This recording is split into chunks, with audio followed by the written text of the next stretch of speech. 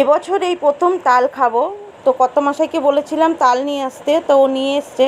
তালটা খুব ভালো জানো তো, পুরো পাকা তালটা, আর কালো কি সুন্দর। এই দেখো ভেতরটা কত সুন্দর দেখতে। তো আমি একটু খেয়ে দেখেছি, খুব মিষ্টি ছিল তালটা। আর গোলানোর পর দেখো কতটা বেরিয়েছে, এই দেখো এতটা বেরিয়েছে। এগুলো বড়া করব আমি। তো কর্তামশাই কী কী এনে দিয়েছে সেটাই তোমাদেরকে দেখাচ্ছি।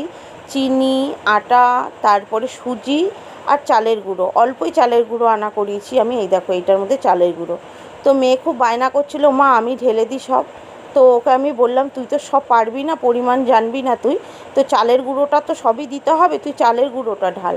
তো দেখো চালের গুঁড়োটা ঢালতে গিয়ে ও ঠোঙাটা ফেলে দিল, আসলে পড়ে গেছে হাত থেকে। তো দেখো বড়াগুলো কি দারুণ লাগছে দেখতে, সব টপকা টপকা ফুলেছে দেখো না, একদম আমার মতন গোলুমলু হয়েছে বড়াগুলো। তো খেতে খুব টেস্ট হয়েছিল, আমি একটু খেয়ে দেখেছি।